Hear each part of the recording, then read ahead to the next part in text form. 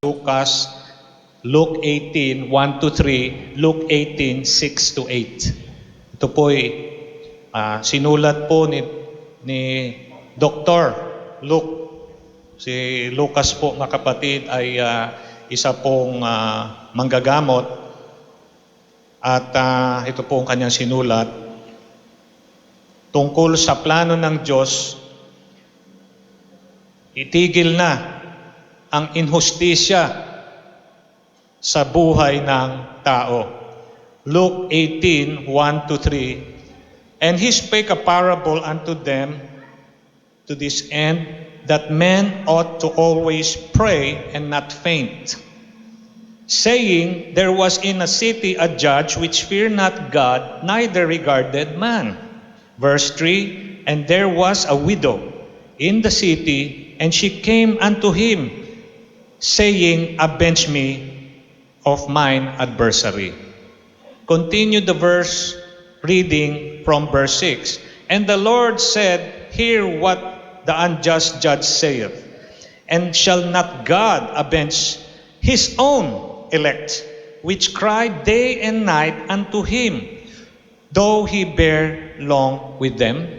And last verse, verse 8, and I tell you that he will avenge them speedily. Nevertheless, when the Son of Man cometh, shall he find faith on the earth?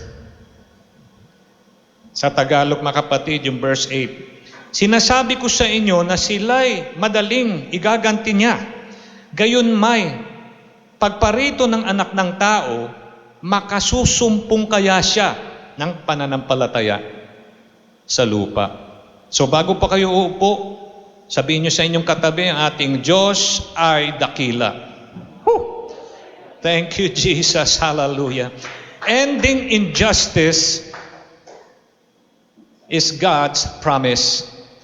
Ang pagtatapos ng inhustisya ay pangako ng Diyos sa lahat, na Kanya po itong tatapusin. Ending injustice is God's promise.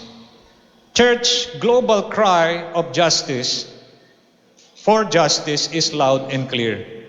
Huwag na po natin limitahan lang sa ating bansa. Ang problema sa buong bayan at buong mundo ay lahat po ay umiiyak na makamtan ang hustisya. It is a global cry, ladies and gentlemen, brothers and sisters. Hindi lang po sa ating bansa, hindi lang po sa ating bayan.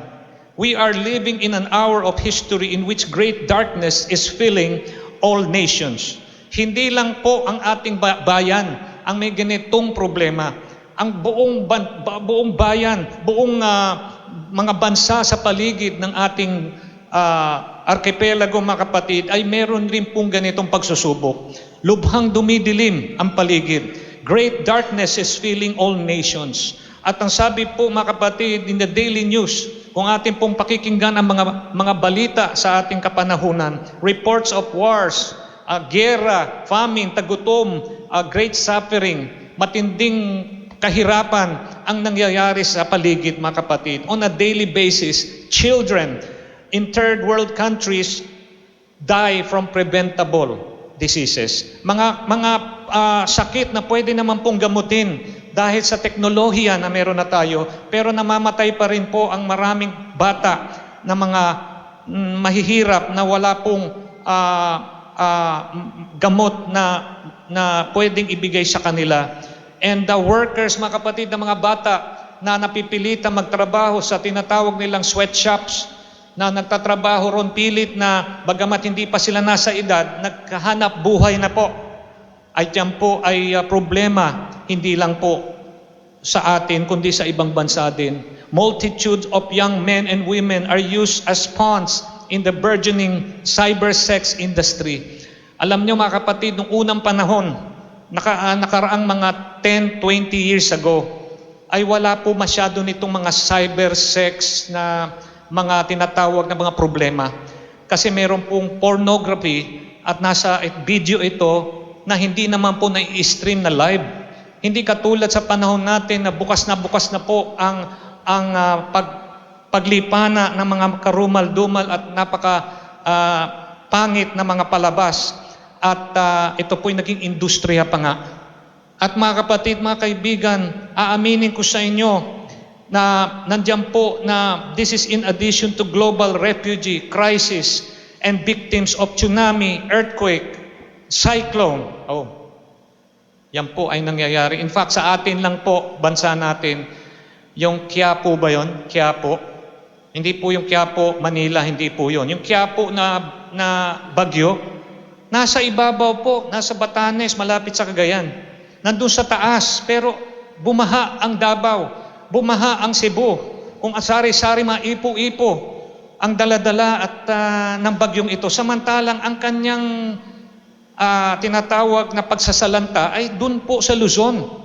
So ganyang katibay at kalakas ang mga bagyo na dumarating hindi lang po sa ating lugar, kundi sa iba pang lupalop ng Asya, na naaapektuhan po ng ganitong uri, mga kapatid, ng mga pangyayari. Meron pong earthquake, may lindol. Yung nalindol, binagyo naman. So patong-patong ang mga problema na ating hinaharap. Nandun pa po yung cyclone na kung saan meron pong ipo-ipo na nakita sa Cebu na hindi naman po kadalasan may ganyan pero nangyayari ito. In light of these injustices and tragedies, many are asking, who can solve this problem? Yung pa rin po ang tanong ng marami, paano ito maaayos? Samantalang ito'y araw-araw na nangyayari sa iba't ibang lupalop ng mga bansa sa paligid ng mundong ito.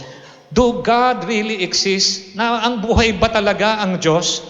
At kung siya'y buhay, ano ang kanyang ginagawa sa kapanahunan natin ngayon? Does He even care about these injustices that we are experiencing? So a cry against injustice, mga kapatid, is foreseeing the last days. Ibig sabihin, meron talagang pag-iyak at pagtangis ang mundo laban sa injustices at mga trahedya na nangyayari. At si Isaiah, purihin ng Diyos, Isaiah 60 verse 2 says, foreseeing the last days, nakikita niya na bago umabot yung panahon na muling darating ang Panginoon, nasabi at nakita na ni Isaiah. At sinabi niya sa hula, Isaiah 60 verse 2, for behold, the darkness shall cover the earth, and deep darkness the people. Kanya na po itong nakita, bago pa po mangyari, na ang panahon natin ngayon ay lubhang nasakluban ng kadiliman, at pati na rin yung mga tao na nakatira sa mundong ito ay naapektuhan na rin sa kadilimang ito. In other words, much evil and injustice will blanket the nation before the return of our Lord Jesus Christ. Hindi na po ito bago sa atin. Alam natin ayon sa hula na ito po yung nangyayari na sa ating kapanahunan. Bago pa po dumating ang Panginoong Hesus, ang kadiliman nga ay sasapaw at darating sa bawat bansa. In fact, ang sabi nga po sa Mateo 24:12, paalala sa atin mga kapatid, because lawlessness will abound, the love of many will grow cold. Lalamig po ang ating pag-ibig sa Panginoon. Ang pagmamahal natin sa ating Diyos ay lalamig dahil sa paglaganap ng kasalanan. Kaya mga kapatid, mga kaibigan, ito po'y paalala sa atin na dapat tayo magbantay sa mga huling araw na ito. Tingnan nyo ang mga statistics na akin pong isi-share sa inyo na madalian. Hunger. Sa 2025, ang mga gutom na mga tao sa mundong ito, 645 million people face hunger in 2025. Hindi lang po sa Pilipinas. Magpunta ka sa Canada, magpunta ka sa Amerika, kagulat-gulat. Gusto na maraming tao, gusto ko magpunta ron. Dahil hirap dito sa ating bansa magtrabaho. Magpunta ka ron, mahirap rin po, makikita mo ron. A lot of people homeless in a city that is blessed by the Lord. Meron pa nga doon Pinoy na dati merong magandang trabaho, nawalan ng trabaho hanggang mauwi sa pagiging homeless. Hindi ibig sabihin na sa isang mayaman na bansa ay wala na pong kagutuman. At sabi po ng UN, ito po'y galing sa UNICEF, mga kapatid, 645 million. Can you imagine that? Hunger in 2025. According to UNICEF, that is 7.8 of the global population. Almost 10%, that is 7.8 of the total population of the whole world are hungry. Kulang ang pagkain. At mas malaki pa po ang tao, 6.1 billion face moderate or severe food insecurity. So, kanina 645 yung talagang gutom. Pero yung minsan-minsan nakakakain pero minsan hindi, mas malaki pa. 2.1 B. Now, ilan na ba po ang tao sa buong mundo? 2025 UN estimate 8.23 billion. Ang tao sa buong mundo, Ang Pilipinas yata 119 million. So, marami tayong tao sa Pilipinas. Pero kung sasama mo lahat yung tao sa mundo, 8 billion.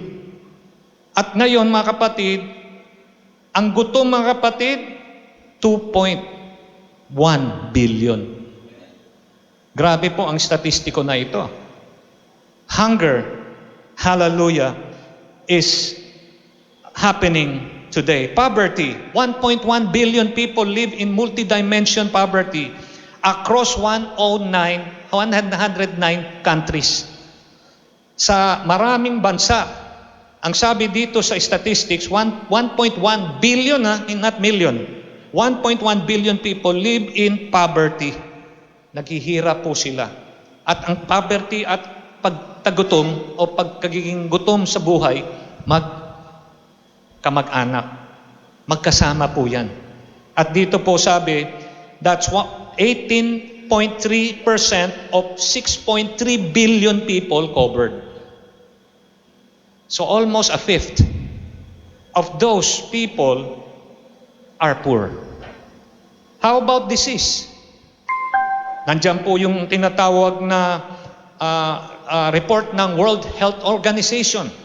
Ang sabi ng WHO, reported non-communicable disease accounts 75% of all global deaths, matching an estimated 43 million annual fatalities. So hindi siya nahawa, ito'y non-communicable disease na kanya pong nakamit sa kanyang katawan, may sakit siya at siya'y namatay. 43 million. Napakarami po, mga kapatid. While 4.9 million children under 5 die globally. So mga kapatid, grabe po ang mga statistics na to kung yung titingnan. Gera, global conflict reached a historic high in 2025. Wow! Akala natin 2025, ordinary year, nakaraan na ito. Ang sabi po ng record, ito yung pinakamaraming awayan ng bayan, ng bansa sa kapwa niya, kapitbahay na bansa. At ang sabi po rito, mga kapatid, recording 65 active state-based conflict. Siguro kasama na rin po yung China at Pilipinas doon. Kasi tayo po ay meron pong problema rin Meron din tayong problema rito na hindi pagkakaunawaan sa ating pong kapitbahay na ang bansang China. Across 35 countries, the highest number since record began in 1946. Can you imagine that? 2025, the highest of all records with regards to conflict against nation. Nation against nation. Naalala nyo yung hula sa Matthew 24? That nation shall rise against nation. Hula lang po yun, pero ngayon nangyayari at ang 2025, just last year, pinakamaraming bansa na nakipag-away sa kapwa niya bansa. Mga kapatid, mga kaibigan, nandiyan po yung kamatayan, death. Ang kamatayan dahil sa AIDS, mortality around 500,000, 570,000 people dying of AIDS. Ay, pastor, walang problema yan, may gamot na yan. Ganun ba yon? Dahil may gamot, okay lang magkasakit ng ganitong sakit? Samantalang wala namang ganyang sakit dati. Pero ngayon, mga kapatid, ang sabi, 500,000 people die from AIDS-related illness.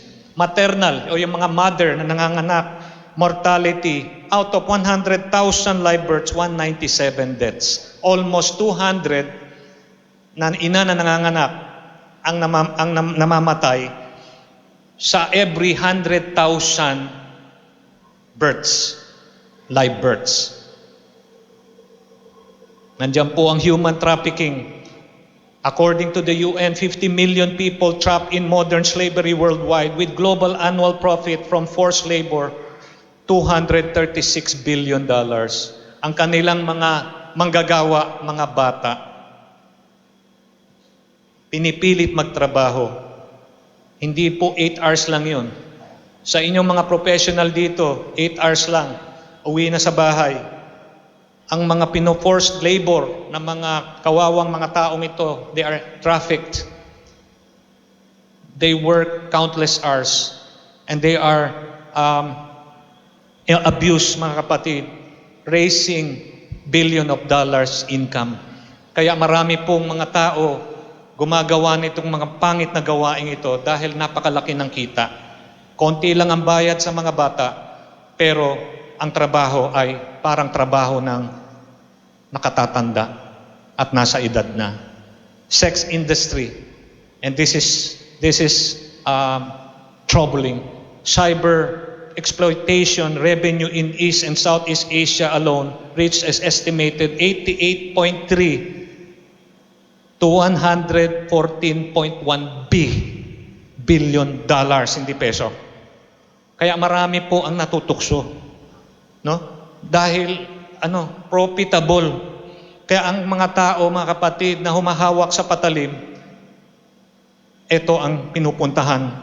Nagpupunta sa ganitong mga cyber exploitation activities. Pero purihin ng Diyos, mga kapatid, we are not here to glorify evil. We're here to remind everyone that the Lord will solve the problem. Ang sabi ng title ng ating mensahe ngayon, He will end injustice pag siya ay dumating muli sa kanyang pagbabalik para sa iglesia, para sa mga sumasampalataya sa kanya, para sa mga born again, hallelujah believers na naniniwala sa pangako niya na kanya po itong gagawin. The earth is groaning, humihikbi ang mundong ito.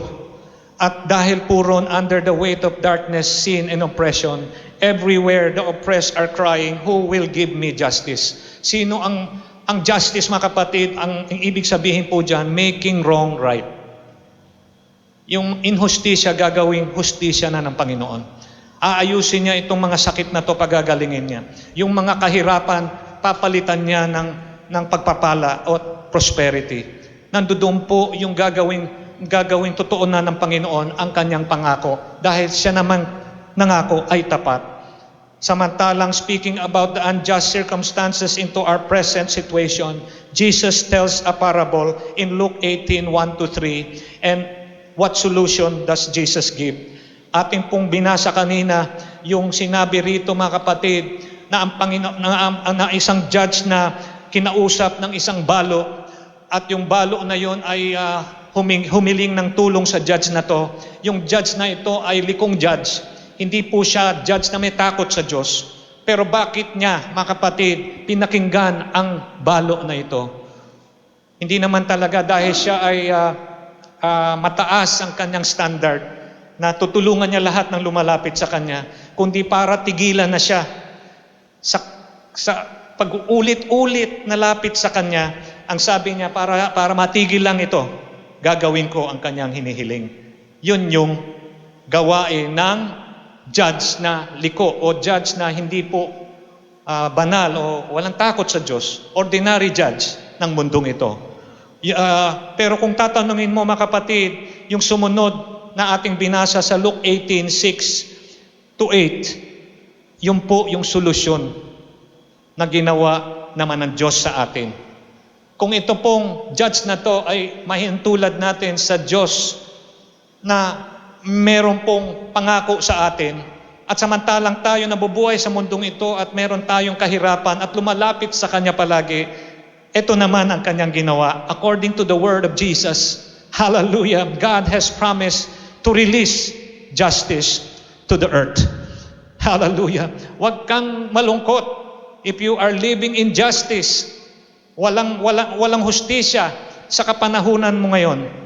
Pero mga kapatid, ang Lord nangako, ang justice ay Kanya pong pakakawalan at pahintulutan mangyari pagdating niya. 5 declarations, 5 na Kanya pong sinabi ayon sa binasa po natin sa Lucas 18, 6 hanggang 8. 5 declaration about God's plan to make every wrong right. Paano niya aayusin at tatanggalin ang injustice sa ating panahon ngayon? Number 1, He will bring justice quickly. Panginoon, kailangan ko ng hustisya, He will bring it quickly. Narinig niyo ako? He will bring justice quickly. Ikaw na nangangailangan ng justice, but not immediate. Huwag mong iisipin na now na. Hindi po ganun ang pangako ng Lord. Ang pangako ng Lord, basta bibigyan ko kayo ng hustisya sa tamang panahon. And the Bible says quickly, suddenly, but not necessarily soon. Hindi ito ngayon na, pero darating. Bakit? Pinangako niya. So say goodbye to injustice because it's coming very soon. Darating dahil pinangako ng Panginoon. Yes, hindi po bigla-bigla or ngayon na, pero darating na. Malapit na po. Number 2, it will be in response of prayer of the saints. Bakit kailangan manalangin? Sinisilip ko yung mga prayer warriors natin. Yung iba nagpe-pray ng Friday, yung iba Saturday, at apparently yung ladies at yung mga youth parang Saturday kayo nagpe-pray. Tama ba ako? And I'm looking at those participants. Hindi sayang ang ginagawa ninyo. Kasama po kayo dito sa sinasabing praying night and day. Maybe we just pray in the night, but we're still praying to the Lord. At sasabihin ko sa inyo, may epekto po. Isa po sa epekto yung testimony ni Sister Lani. Ang sabi ko nga nung Wednesday, I think it is, Friday, nangyari na po yung pag-iingat ng Panginoon. Tinitingnan ko si Sister Lani habang siya nakapikit, natutulog na eh. Sabi ko, ano kaya kung natumbok itong dalawang ito? Wala na akong misis. Wala na kami 34th anniversary, mga kapatid. Salamat po sa inyong pagbati, ha? Salamat po. Wala!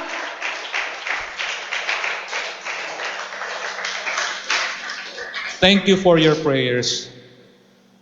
Kaya yung sinasabi na nakaiwas yung motorsiklo sa inyo, hindi kayo natumbok, or hindi po yung matalino at magaling yung motorsiklo. Iningatan kayo ng Lord, may nagpe-pray sa inyo. At kahit na hindi po kayo ma-attend, or minsan nakakamiss kayo, and for those are valid reasons, we still pray for you. Pinapanalangin namin kayo palagi. At ito po naman ang sabi ng Bible, response ng Diyos. Naaayusin ko ang inhustisya. Yung injustices nararamdaman nyo dito sa lupang ito, aayusin ko yan. Sagot ko yan sa inyong matrubdob at patuloy na pananalangin. Sabi nga rito, night and day. Kasi meron naman po sa iba, araw naman sila nagpe-pray. Tayo, gabi. Pero hindi naman ibig sabihin, gabi ka lang nagpe-pray, hindi ka na nagpe-pray ng maga o ng tanghali. Hallelujah. Kaya nga sabi, pray without ceasing. Palakpakan puno natin ng ating Panginoon. Who cry out night and day to Him. Oh, praise the name of the Lord. So, ang sabi rito, I will avenge them speedily. Sasagutin ko yung mga injustices na nararamdaman ng aking mga anak speedily. Number 2, ito'y sagot ko sa kanilang crying out day and night to me. Second. Third, there will be delay in bringing about justice. Merong ngang delay ng bahagya.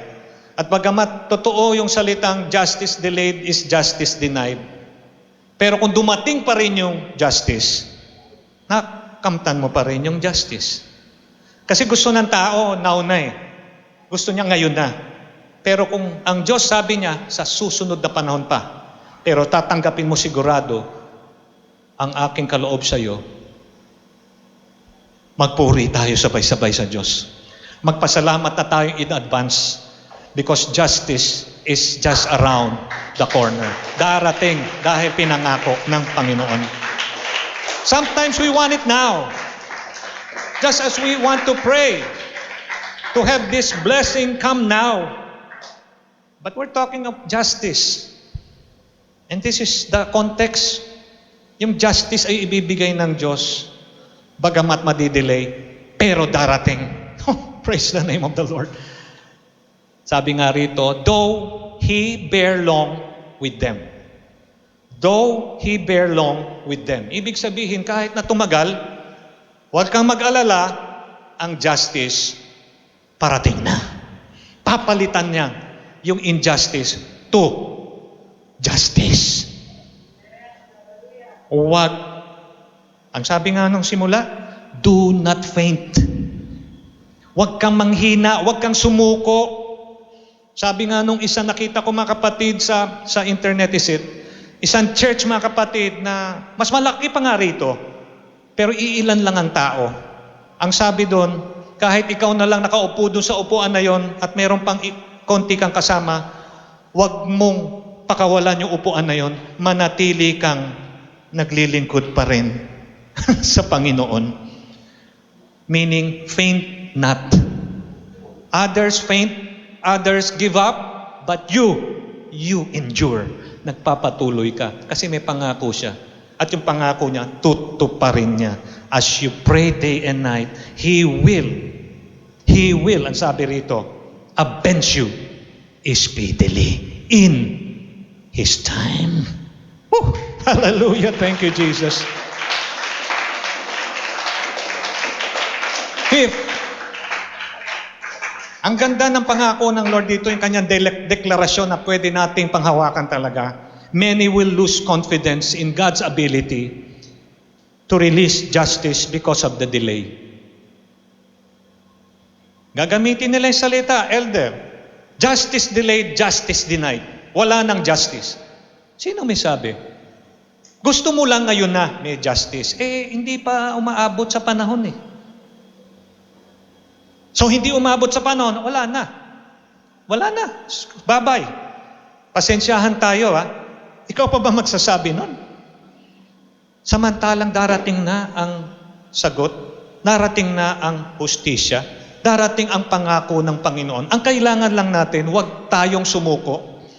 God's ability to release justice is the reason why people lose confidence. Kaya nga ang tanong, will He really find faith on the earth when that day comes? Because of the delay. Tatawag ka pa, huwag ka na mag-church, wala rin silbi eh. Di naman nangyayari yung sinasabi ng promise ng Panginoon. Di maglaylo ka na lang ng konti. Hindi pala ganun. Yun nga ang tanong eh. Ano magiging pananaw mo? Lalo na kung na-delay yung justice na hinihiling natin sa Panginoon. Faith na buhay pa rin ay dapat naroon. Tuloy-tuloy pa rin kahit parang tingin mo, bakit pa ako may faith samantalang tila wala naman sagot. Ayun ang tunay na faith. Kahit wala pang sagot, para sa'yo, darating. Dahil ika'y naniniwala. May pananalig ka. At pagka may pananalig ka, sabi ng Bible, nagbibigay ka ng kaluguran sa Diyos. Pinahahanga mo ang Diyos. Samantalang hindi pa niya binibigay yung kanyang pangako sa iyo, patuloy kang tapat sa Kanya. At yung faith mo, kahit anong mangyari, kahit may impeachment o wala, kahit yung gusto mo sanang tao ay wag namang ganunin, ay nagkakaganyan-ganyan, patuloy ka pa rin tapat sa Panginoon. Hindi ka naapektuhan Kasi you're looking at the author and finisher of your faith. Hindi tao ang iyong tinitingnan. Ang tinitingnan mo, yung nagpasimuno ng kaligtasan mo, ang Panginoong Jesus. Nagsimula at magtatapos pa at kukumpleto pa nito. Start good and better. Endure. Oh, praise the name of the Lord. Will He find faith? Oh God, may you find faith sa amin kahit na tila na delay yung lalamove or yung Grab sa pag-deliver ng justice. Tagal-tagal naman parcel yan. Hindi ibig sabihin ba natagalan yung parcel, hindi na darating? Na-traffic lang. The key, therefore, to faith and confidence, mga kapatid, in God's ability and plan is understanding the big picture.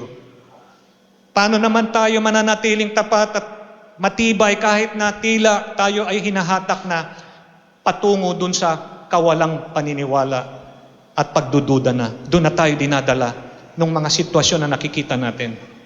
Kailangan makita mo yung big picture. Ang sabi nga, pagka ikay may pupuntahan, if you are preparing to travel somewhere, we need clearly to answer 3 things or 3 questions before we really reach the destination. Kung ikaw ay may pupuntahan sa magbabakasyon ka at meron kang pupuntahan na lugar at first time ka lang pupunta ron, 3 tanong ang dapat mong sagutin. Number 1, where did you start? Saan ka magagaling? Pangalawa, sabi sa aking dito, where are you going? At pangatlo, where are you now? Yun yung 3 tanong na dapat mong sagutin para makarating ka sa patutunguhan mo. Saan ka ba nanggaling? In fact, sa Google, meron po yung from Quezon City to Baguio. Merong start at merong dulo. Papakita niya ilang oras, sa kadadaan, ayaw mo magbayad ng toll, gusto mo sa long way, pwede. Gusto mo dun sa pinakamaikli, na meron din. Pero mga kapatid, mga kaibigan, where we come from, not knowing our start, we will not understand how long and short will be the trip or how easy or hard will be the journey. Kung hindi mo alam saan ka magsimula. So alam mo na yung simula, paano ka naman pupunta ron? Where are you going? Without understanding the direction, where one is going may likely travel aimlessly. Pag hindi mo na alam mo kung saan ka nag-start, hindi mo naman alam yung patutunguhan mo, saan ka pupunta? Hindi pa ikot-ikot ka lang. You have to know your direction or your destiny or destination. And last, where are we now? Asa na tayo ngayon? Yun ang tanong dun sa ikatatlo na dapat sagutin. Knowing where we are in the midst of journey gives us confidence that we are on track, even though circumstances may be different. So ganun din sa ating Panginoon, mga kapatid. Without a compass, alam niyo yung compass? Yung nagtuturo sa north, south, east, west. O, sa iba yung compass nila yung Waze. Yung Waze minsan, mga kapatid, ayos naman. Pero may danger din. Katulad niya, sige, dumiretso ka dyan. Walang daanan. Putol yung daanan. Sabi, brother, engineer, diretso raw. Di mahuhulog yung sasakyan. May kabago-bago pa ng sasakyan mo. 2020 model. Mahuhulog. Oh. Yung compass na sinasabi natin na importante in the midst of journey or even in the storm, it is likely we will give up because it is likely because we will conclude that we are lost and our journey is too difficult. Yun po ang problema ng maraming Kristiyano.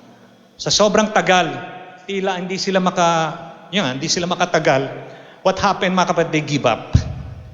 When all they need is a compass para malaman nila, on track ba tayo? Nasa direksyon pa ba tayong ayos? And that is what's all about. Yung compass na yan, mga kapatid, is God's Word. Balik po sa salita ng Diyos. Balik po sa kanyang pangako. God's Word is the roadmap. Yan po ang daanan para tayo ay malaman natin yung plano ng Diyos sa atin. Alam natin yung plano ng Diyos. Tapusin ang injustice. Gagawin niya yan. Sabi sa Bible yan, mga kapatid, pinangako niya yan.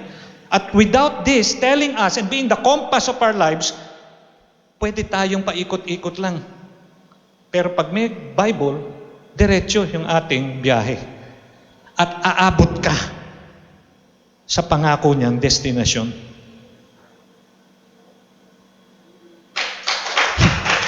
The Bible is understood as the story of God's involvement in creation.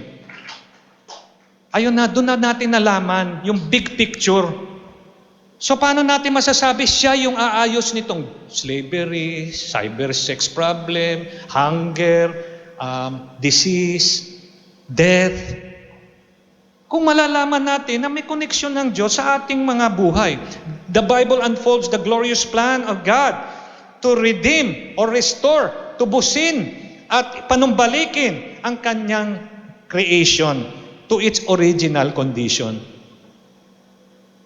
Malungkot man pero totoo, yung mga tao na umaagaw ng ating mga isla, yung ating dagat, bakit kaya parang wala silang pakialam dun sa ating mga corals? Kanilang kinakayod. Nakala mo, siguro dahil hindi kanila kaya wala silang malasakit. Tapos yung mga taklobo, yung malalaking inaani nila, ginagawa nilang sabaw. Doon sa kainan nila, sa kanilang kainan kung saang lugar yun sa China. Samantalang tayo yung nagpapalaki nun, sila naman ani ng ani. Tapos sabihin nila yung atin, kanila pa. Injustice. Pastor, makikinig nga ako na SONA Tapos sabi naman ng isang senator, SONA nga pero puro sana. Tapos yung sagot naman doon ng mga Miron, sana ka ng sana dyan. Dapat sana nagbago ka na.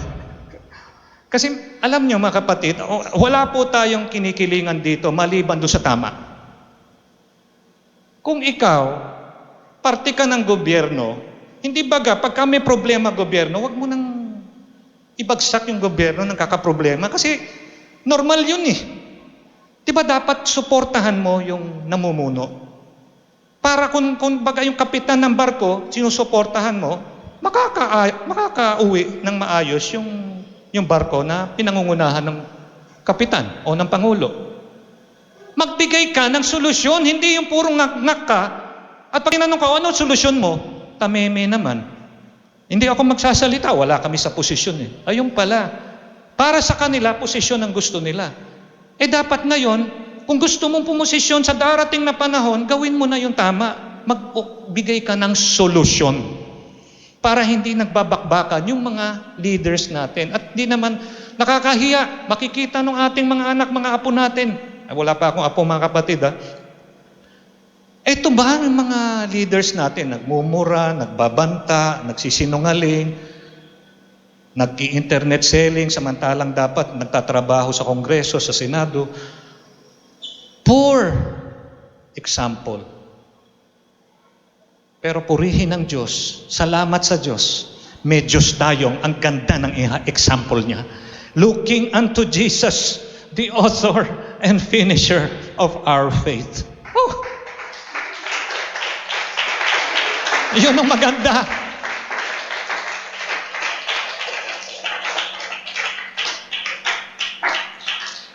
The Bible unfolds a glorious plan of God to redeem and restore His creation to its original splendor.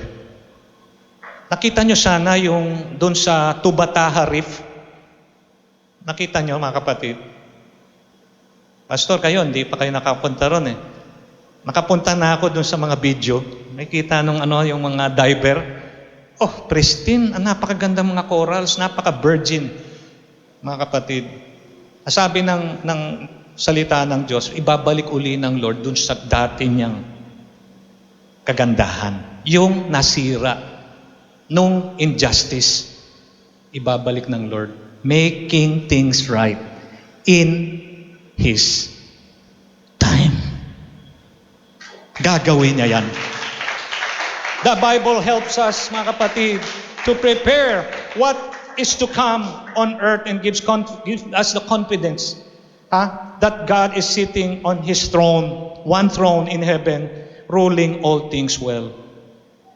God is ruling us sitting on that one throne. Walang tatlong trono sa langit. Sabi sa Revelation, isa lang. Isa lang ang nakaupo. Kaya pag tayo sumasamba sa Diyos, isa lang ang sinasamba natin. At pag sinamba natin si Kristo, nasamba na natin ang Ama at nasamba na rin natin ang Espiritu niya. Kasi ito, sinasamba natin si Jesus is the image of the invisible God. To Him who sits on the throne we worship. And He is in control, mga kapatid, mga kaibigan. Palapakan po natin ang ating Diyos na buhay. He is in control. In fact, in Isaiah 33 verse 6, napakaganda po nitong verse na to. Isaiah 33 verse 6, wisdom and knowledge will be the stability of your times. Wisdom and knowledge will be the stability of your times. And the strength of salvation, the fear of the Lord, is His treasure. Yung malaman mo na ang plano ng Diyos ay nangyayari sa panahon natin, that's wisdom and knowledge. And the strength of salvation, o yung kalakasan, o yung kapangyarihan ng kaligtasan, and the fear of the Lord, o yung takot mo sa Diyos, is our treasure. Not our car, not our material things, not our savings, not our safety deposit box, volume inside the box, mga kapatid, or what. Our treasure is the strength of our salvation. Our treasure, mga kapatid, is the fear natin sa Panginoon. Thank you, Jesus. In closing, mga kapatid, sa pagsasara, Jesus taught us that prayer is not just a means for personal edification. Yes, it edifies. When we pray to the Lord, it just signifies that here we are, we're calling on God who is supernatural, and He will help us as we come to Him. Though intercession prayer, prayer for self, it edifies, nagpapalakas. But it's not all that. Ang prayer hindi lang po pagpapalakas sa personal, kung hindi, but also the primary means for global change. Asan man tayo lupalop dalhin ng Lord, hindi mo alam ngayon narito ka, pero baka bukas makalawa ikay lilipad sa ibang bansa. Kung ang Diyos narito, naroon rin po siya sa pupuntahan yung bansa. At kung asan ka man naroon, prayer still works. And if you want global change, not just national change, like change in the Philippines or change in Valenzuela for this matter, change for the global purpose is still through prayer. Pananalangin. Though deep darkness comes to earth, napakadilim ng sanlibutan, God is sovereign over all the creation and has a plan. Meron siyang plano, mga kapatid, to remove darkness and make every wrong thing right. Oh, hallelujah. Thank you, Jesus. The full manifestation of God's justice will only be released on earth at the return of Jesus Christ our Lord. At siya ay malapit na pong babalik. At pag bumalik na ang Panginoon sa atin, kasama yung hustisya na dala-dala niya na itong kumpletong-kumpleto.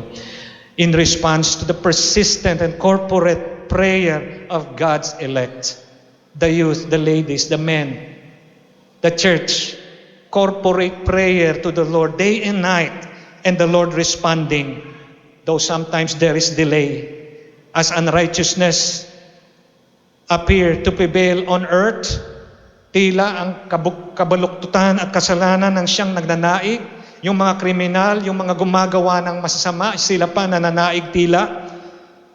Understanding God's plan is critical for sustaining God's people in the place of prayer until Jesus returns. To God be all the glory.